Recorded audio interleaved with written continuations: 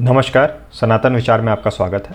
आज जिस पुस्तक पर हम चर्चा कर रहे हैं वो गीता प्रेस गोरखपुर द्वारा प्रकाशित श्रीमद् गोस्वामी तुलसीदास जी विरचित गीतावली सरल भावार्थ सहित। पुस्तक का कोड 106 है। बैक कवर पे गीता प्रेस की निजी दुकानें तथा स्टेशन स्टॉल की जानकारी दी गई है।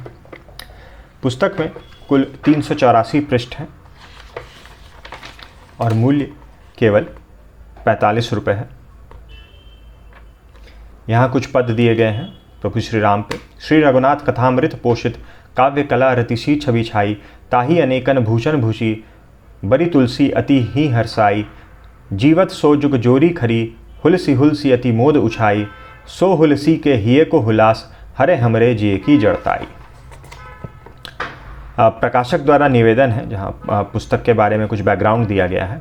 गीतावली के द्वितीय संस्करण में सम्मानीय प्रोफेसर श्री विश्वनाथ प्रसाद जी मिश्र MA साहित्य रत्न ने अनुवाद में कई जगह संशोधन करने की कृपा की थी। तब से इसके कई संस्करण और हो गए हैं और अब वह संशोधित संस्करण पाठकों के हाथ में है। आशा है कि प्रेमी पाठक इसे भी पहले की भांति ही अपनाने की कृपा करेंगे। फिर जो पुस्तक के अनुवादक हैं श्री मुन्नीलाल जी, उनके ओर से दो शब्द हैं। कवि कुलचक्र चूड़ामणि गोस्वामी श्री तुलसीदास जी के ग्रंथों में कलेवर की दृष्टि से, मतलब साइज के दृष्टि से, रामचरितमानस के पश्चात दूसरा नंबर गीतावली का ही है। इसमें संपूर्ण रामचरित का पदों में वर्णन किया गया है, परंतु रामायण की अपेक्षा इसकी वर्णन शैली कुछ दूसरे ही ढंग की है। पुस्तक पढ़ने के बाद मैंने ऑनलाइन कुछ सर्च किया था, तो वहाँ से जो जानकारी ऑनलाइन उपलब्ध है उसमें यही है कि जो काव्य शैली है, भगवान श्री कृष्ण की के जो ग्रंथ हैं उनमें जो काव्य शैली परंपरा का उपयोग किया गया है उसी पर आधारित है गीतावली भी। और ऐसा माना जाता है कि गोस्वामी तुलसीदास जी भी सूरदास से प्रेरित थे और बालकांड की कुछ पद जो हैं वो सुर सागर से मिलते जुलते हैं और एक जैसे ही हैं। उनमें केवल राम और श्याम का ही अंतर है। रामायण महाकाव्य है, उसमें सभी रसों का सांगोपांग दिग्दर्शन कराया गया है। वहाँ कवि हृदय के सभी भावों का गंभीर विश्लेषण देखने में आता है, परंतु गीतावली में आरंभ से लेकर अंत पर्यंत कवि का एक ही भाव दिखाई देता है। वह कथानक के क्रम की अपेक्षा ना करके अपने इष्ट देव की मधुर झांकी करने में ही संलग्न है। गीतावली में उसका ललित भाव ही व्यक्त हुआ है। जहाँ जहाँ भगवान के रूप माधुर्य अथवा करुण रस के आस्वादन का अवसर मिला है, वहाँ वहाँ तो मध्याह्नकालीन सूर्य की तरह मंद गति से चलते हैं। इसके विपरीत जहाँ अन्य विषय हैं उसकी ओर दृष्टिपात तक नहीं करते। यहाँ तक कि अन्य युद्धों की बात ही क्या है, रावण वध का भी उन्होंने जिक्र नहीं किया। परशुराम जी के विषय में भंजयो भृगुपति गर्भ सहित तिहु लोक विमुह कियो, केवल इतना ही कहा है। किष्किंधा कांड केवल 2 पदों में ही समाप्त हो जाता है। लंका दहन का भी हनुमान जी ने सीता जी से विदा होते समय केवल जिक्र ही किया है तथा लंका कांड तो अन्य रामायणों में बहुत विस्तृत मिलता है। यहाँ अरण्य और किष्किंधा कांड को छोड़कर और सबसे छोटा है।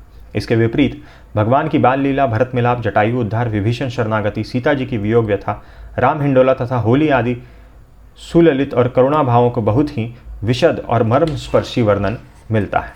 बालकांड के आरंभ में भगवान के बाल रूप का, अंत में जनकपुर में स्त्रियों द्वारा उनकी किशोर मूर्ति का, अयोध्या कांड में ग्रामीण स्त्रियों द्वारा प्रभु के तापस वेश का तथा उत्तर कांड में उनके राजवेश का बड़ा ही अनूठा नखशिख वर्णन किया गया है।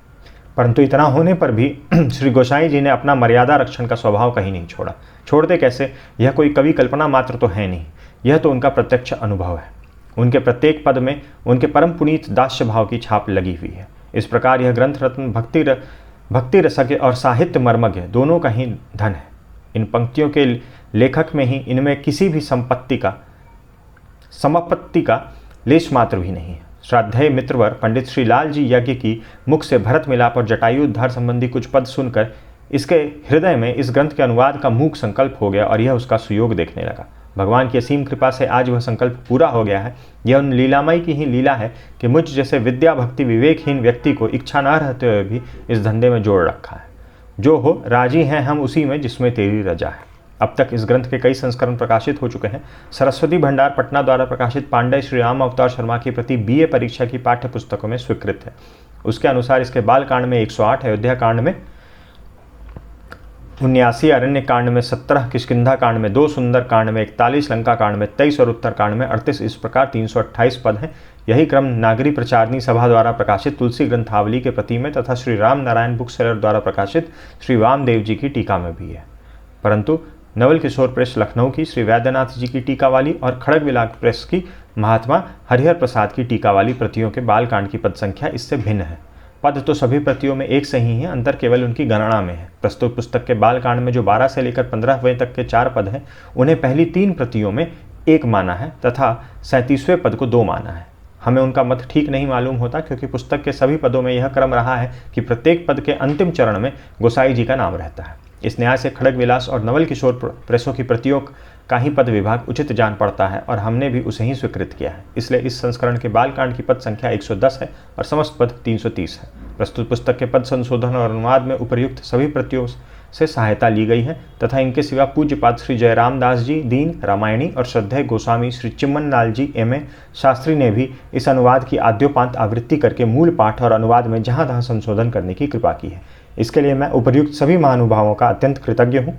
आशा है इन सब की इन प्रसादी के द्वारा पाठकों का कुछ मनोरंजन हो सकेगा। विनीत मुन्नीलाल। ये पुस्तक की विषय सूची है जैसे रामचरितमानस में है। बालकांड, अयोध्याकांड, अरण्यकांड, किष्किंधाकांड, सुंदरकांड, लंकाकांड और उत्तरकांड 7 कांड है। बालकांड के अंतर्गत जो अध्याय हैं, बधाई, नामकरण, दुलार, विश्वामित्र का आगमन, अहिल्या उद्धार, जनकपुर प्रवेश, पुष्प वाटिका में, रंगभूमि में विवाह की तैयारी, अयोध्या आगमन, कुल 10 हैं। अयोध्या कांड के अंदर राज्याभिषेक की तैयारी, वन के लिए विदाई, वन के मार्ग में चित्रकूट वर्णन, कौशल्या की विरह वेदना, महाराज दशरथ का देहत्याग, भरत जी अयोध्या में, भरत जी का चित्रकूट को प्रस्थान, राम भरत मिलन और राम विधुरा अयोध्या, इसमें भी 10। अरण्य कांड के अंतर्गत भगवान का वन विहार, मारीच वध, सीता हरण, जटायु वध, राम की वियोग व्यथा, जटायु से भेंट, शबरी से भेंट, कुल 7 अध्याय। किष्किंधा कांड में केवल 2, ऋषमुख पर राम और सीता जी की खोज का आदेश। फिर सुंदरकांड आता है, इसमें 8 है, 8 अध्याय। अशोक वन में हनुमान और रावण की भेंट, सीता जी से विदाई, हनुमान जी का भगवान राम के पास पहुंचना, वानर सेना की लंका यात्रा, रावण की मंत्रणा, विभीषण शरणागति और जानकी त्रिजटा संवाद। फिर लंका कांड आता है, मंदोदरी प्रबोध, अंगद का दूत कर्म, लक्ष्मण मूर्छा, विजयी राम, अयोध्या में प्रतीक्षा, अयोध्या में आनंद और राज्याभिषेक, कुल 7 अध्याय।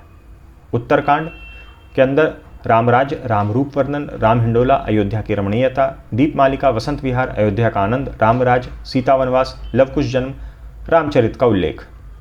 तो इसमें कुल 11 अध्याय आ जाते हैं, जिनमें से रामरूप का वर्णन ही बहुत एक बड़ा जो है खंड इस उत्तरकांड का, वो रामरूप वर्णन है।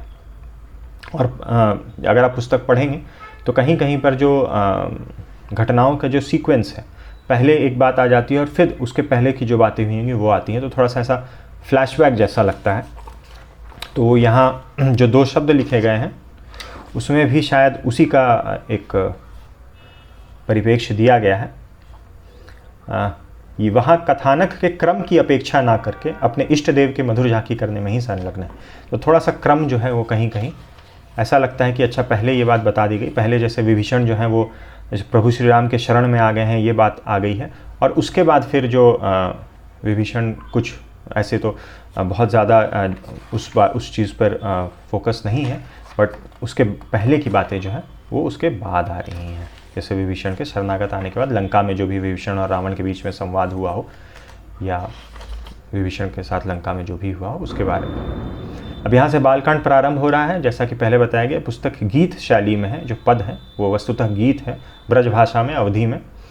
तो हर पद के पहले, हर पद तो नहीं बट हाँ करीब करीब सारे पदों के ऊपर यहाँ राग मेंशन किया गया है कि किस राग में ये जो गीत है वो है। इस प्रकार मैंने एक सूची बनाई है, कुल पुस्तक में 20 राग जो हैं वो लिखे गए हैं। राग आसावरी, जैतश्री, बिलावल, केदारा, सोरठ, धनाश्री, कान्हरा, कल्याण, ललित, विभास, नट, टोड़ी, सारंग, सूहो, मलार, गौरी, भैरव, बसंत, मारू और रामकली।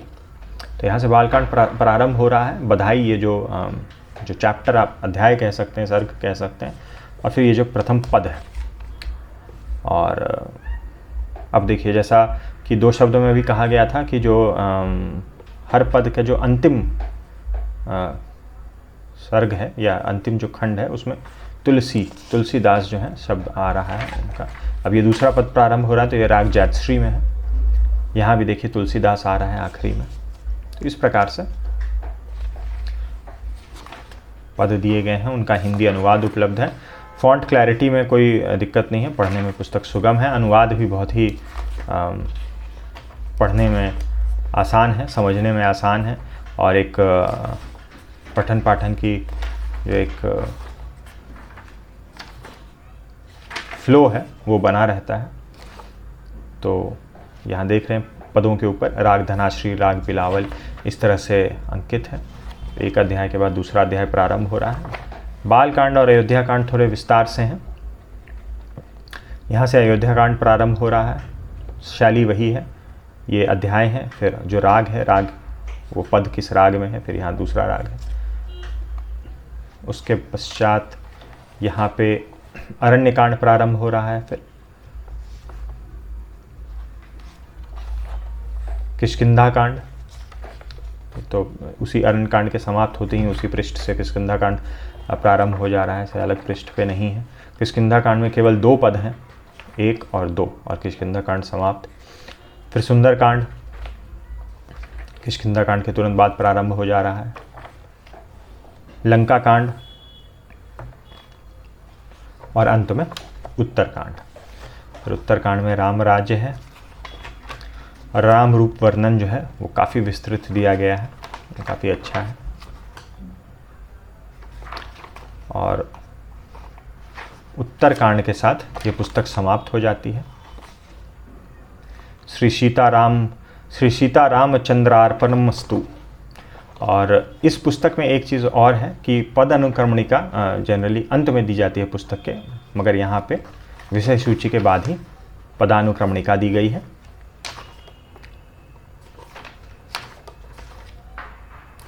तो ये थी कुछ जानकारी गीतावली के बारे में, श्रीमद् गोस्वामी तुलसीदास जी विरचित। जैसा कि पुस्तक की भूमिका में दिया गया है कि ये गोस्वामी तुलसीदास जी द्वारा रचित दूसरी सबसे बड़ी पुस्तक है श्री रामचरितमानस के बाद, और इसमें भी श्री रामचरित का ही वर्णन है। हालांकि इसकी शैली अलग है और इसका जो फोकस है वो भी अलग है। आशा करता हूँ इस वीडियो से आपको गीतावली के बारे में कुछ जानकारी मिल गई होगी। वीडियो देखने के लिए बहुत बहुत धन्यवाद। मिलते हैं अगले वीडियो में।